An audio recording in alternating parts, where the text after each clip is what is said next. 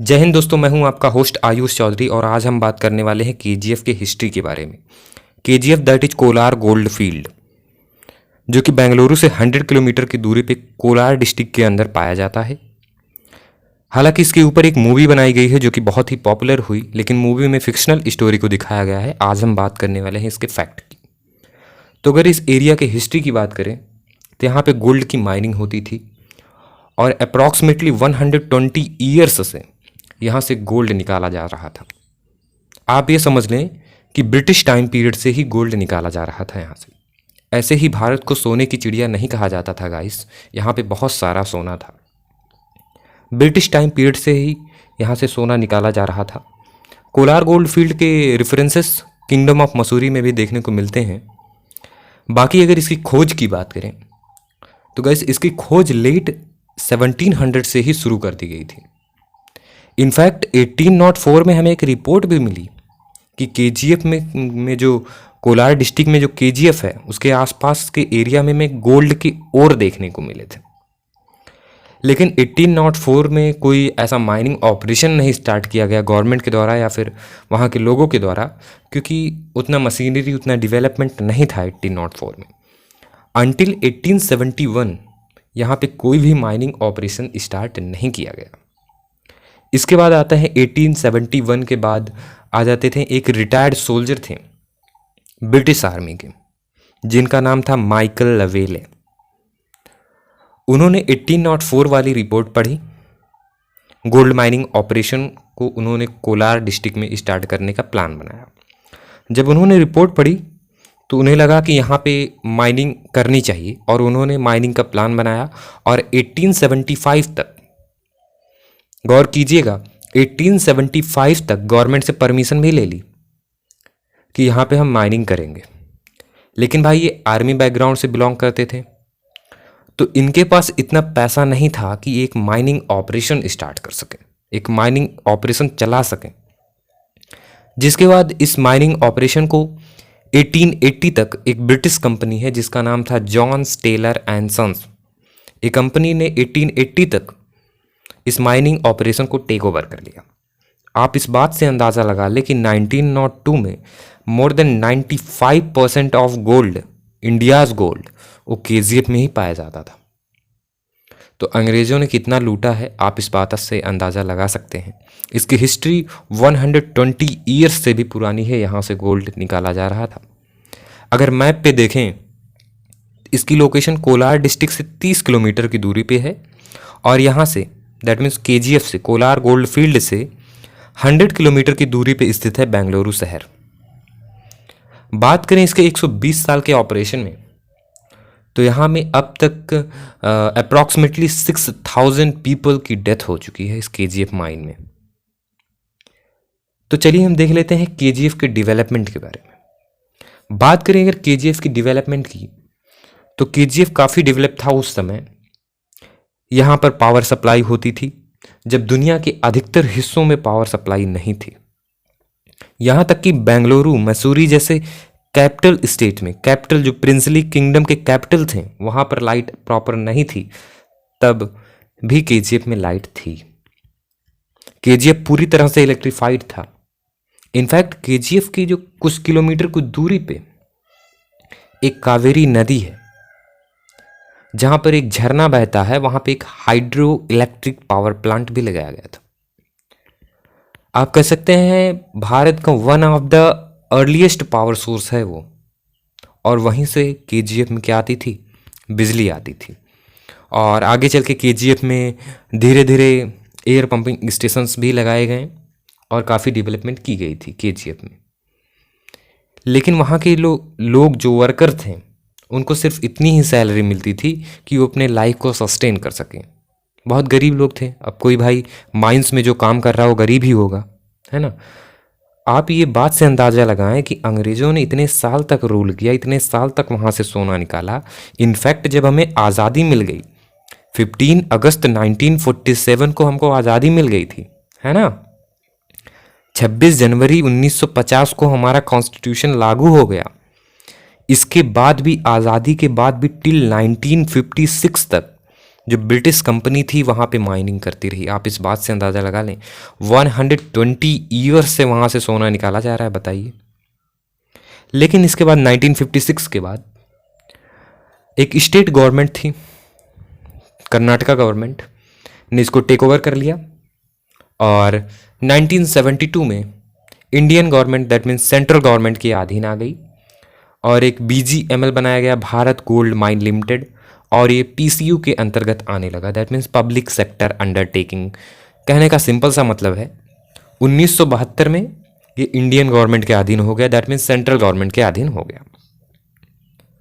बात करें KGF की, कोलार गोल्ड फील्ड की, तो यहाँ पे पहले स्टार्टिंग में सोना मिलता था उसकी सतह पे।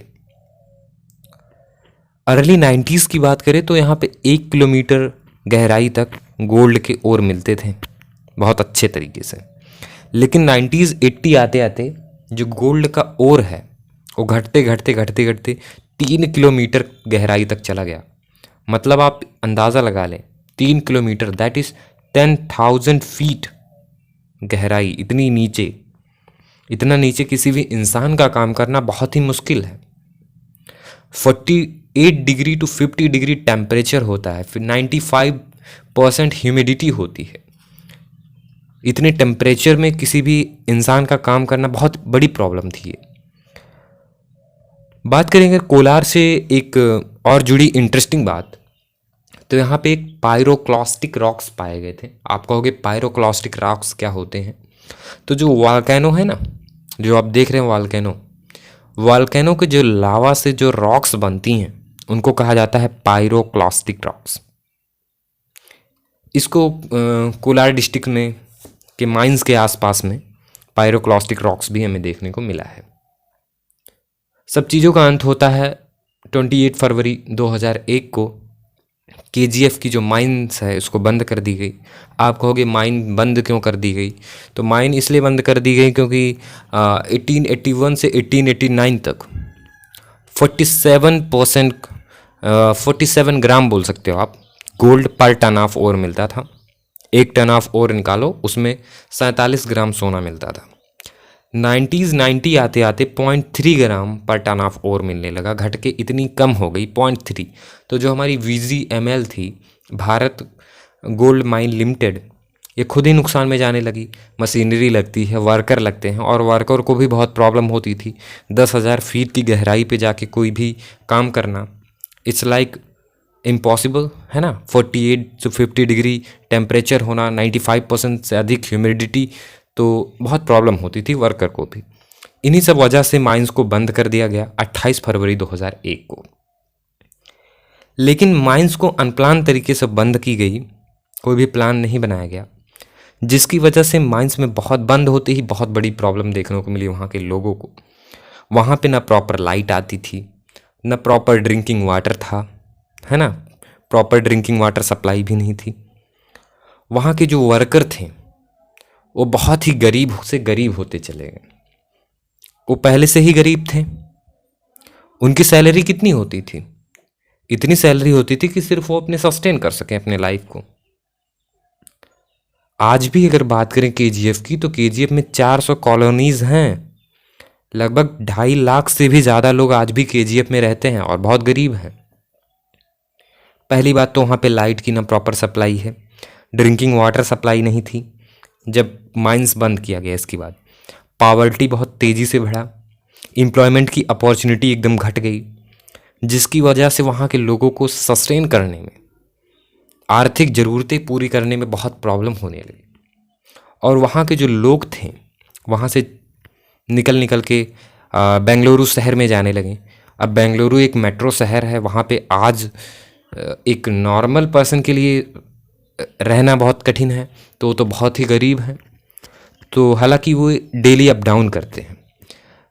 कोलार से बेंगलुरु तक 100 किलोमीटर का सफ़र रहता है, 2 घंटे लगते हैं ट्रेन से। डेली वो 4 घंटे ट्रेन में बिताते हैं। आते हैं बेंगलुरु में, कोई रिक्शा चलाता है, कोई इंडस्ट्रीज़ में काम करता है, कोई जॉब करता है, तो वो बेंगलुरु में आके करते हैं और फिर शाम को पकड़ के ट्रेन कोलार में जाके रहते हैं। क्योंकि वो जितना कमा पाते हैं एक शहर में, कि वो जाके कोलार में रह के अपनी ज़रूरतें पूरी कर सकें, ना कि बेंगलुरु में। क्योंकि बेंगलोर जो है एक बहुत बड़ी हाईटेक सिटी है। बात करें केजीएफ की अगली बड़ी समस्या की, तो केजीएफ में पाया जाता है माइनिंग वेस्ट। जो माइंस के दौरान 120 साल के माइनिंग ऑपरेशंस में जो वेस्ट निकली हैं केजीएफ में, वो टॉक्सिक वेस्ट का एक पहाड़ बन चुका है। अप्रॉक्सीमेटली 15 से 20% एरिया में, केजीएफ के 15 से 20% एरिया में आज भी टॉक्सिक वेस्ट का एक पहाड़ बना हुआ है, जिससे वहाँ के लोगों को निगेटिव इम्पैक्ट पड़ता है उनके हेल्थ पे। क्योंकि जो सोना निकलता था उसमें सब सोना ही थोड़ा निकलता था, उसके साथ केमिकल वेस्ट भी निकलते थे, जैसे साइनाइड हुआ, सिलिका हुआ, कॉपर सल्फेट हुआ, सोडियम सिलिकेट हुआ। ये सब जो केमिकल वेस्ट्स हैं, इन सब के एक पहाड़ बन चुके हैं, आज भी देखने को मिलते हैं। आप इस बात से अंदाज़ा लगा लें, इतने टॉक्सिक वेस्ट केमिकल्स हैं कि वहाँ की जो ग्राउंड वाटर है उसको भी कंटामिनेट कर दे रहे हैं। अगली समस्या है यहाँ की है, बारिश के दिनों में वहाँ की ज़मीन बंजर होती चली जा रही है, क्योंकि जो ये केमिकल्स हैं, जब बारिश होती है तो ये जो केमिकल्स का जो पहाड़ बना है ना, जो माइनिंग वेस्ट्स हैं, ये इनके खेतों में आ जाती हैं और इनके खेत को बंजर बनाते चली जा रही हैं, है ना। अगली बड़ी समस्या की बात करें केजीएफ में, तो केजीएफ में जब हवा चलती है तो लोगों को रिस्पायरेटरी प्रॉब्लम्स देखने को मिलती हैं, क्योंकि जो बारीक डस्ट पार्टिकल्स होते हैं उसमें साइनाइड होता है, सिलिका होता है, इन सभी के पार्टिकल्स होते हैं जो कि स्किन पे पड़ते हैं, स्किन एलर्जी कॉज करने लगती है, लंग्स में जाता है तो रिस्पायरेटरी प्रॉब्लम्स होती हैं, यहाँ तक कि लंग्स कैंसर भी देखने को मिलता है वहाँ के लोगों में। तो यही सब केजीएफ में बहुत सारी समस्याएं हैं। तो आप कहोगे समस्या आ कैसे रही केजीएफ में? तो इसकी समस्या थी अनप्लान तरीके से किसी भी चीज़ को बंद करना। स्पेशली माइनिंग ऑपरेशन को अनप्लान तरीके से बंद की गई थी, जो कि गवर्नमेंट की बहुत बड़ी दिक्कत थी। ये गवर्नमेंट के द्वारा की गई बहुत बड़ी मिस्टेक थी, आप कह सकते हैं, क्योंकि प्लान ऑफ एक्शन वगैरह कुछ भी नहीं बनाया गया, अनप्लान तरीके से बंद कर दिया केजीएफ को 28 फरवरी 2001 में। और स्पेशली ये जो केजीएफ की माइनिंग बंद करने के बाद वहाँ के लोग तो सफ़र कर ही रहे हैं, इन्वायरमेंट को भी बहुत पॉल्यूट किया इस जगह, क्योंकि जो वेस्ट हैं वो बहुत ज़्यादा वेस्ट हैं वहाँ पे, आज भी देखने को मिलते हैं। तो आप कहोगे क्या आज की गवर्नमेंट ने भी कुछ नहीं किया वहाँ के लोगों के लिए, वहाँ के लोगों को बचाने के लिए? तो अगस्त 2020 में कर्नाटका गवर्नमेंट ने प्लान बनाया कि यहाँ पे एक इंडस्ट्रियल पार्क बनाया जाए केजीएफ में, जिससे केजीएफ के लोगों की जो प्रॉब्लम है वो कम की जा सके। आपको कि इंडस्ट्रियल पार्क से कैसे प्रॉब्लम कम होगी? तो इंडस्ट्रीज पार्क बनेंगे, इंडस्ट्रियल पार्क्स बनेंगे तो इसमें रोज़गार बढ़ेगा, गरीबी सबसे पहले घटेगी, टूरिज़्म के सोर्स जनरेट होंगे। और अगला ये प्लान था टूरिज़्म का सोर्स, इसलिए भी जो जैसे मेरे लोग हैं, जैसे मैं हूँ, मैंने कभी माइनिंग ऑपरेशन नहीं देखा, तो मेरे लिए एक क्यूरियोसिटी फैक्टर है माइनिंग ऑपरेशन देखने का। जो 10,000 फीट की गहराई पे उतर के कभी माइनिंग ऑपरेशन नहीं देखा है, उसके लिए तो एक क्यूरियोसिटी फैक्टर रहती ही है। तो गवर्नमेंट ने प्लान बनाया है इंडस्ट्रियल पार्क बनाने का, और 30 नवंबर 2021 को यूनियन गवर्नमेंट ने भी परमिशन दे दी कि केजीएफ के 3200 से 3500 एकड़ में, अप्रॉक्स 3200 से 3500 एकड़ में एक मेगा इंडस्ट्रियल पार्क्स बनाया जाए, जिससे जो कि कर्नाटका गवर्नमेंट की तरफ से बनाया जाएगा, और जिससे केजीएफ के लोगों की जो प्रॉब्लम है उसको कम किया जा सके।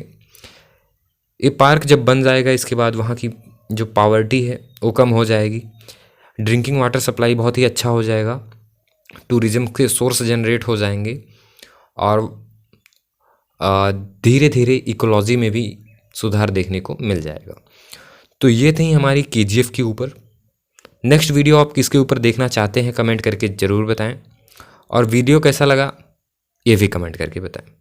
तो मिलते हैं नेक्स्ट वीडियो में, तब तक के लिए जय हिंद, take care and stay motivated and be safe. जय हिंद गाइस।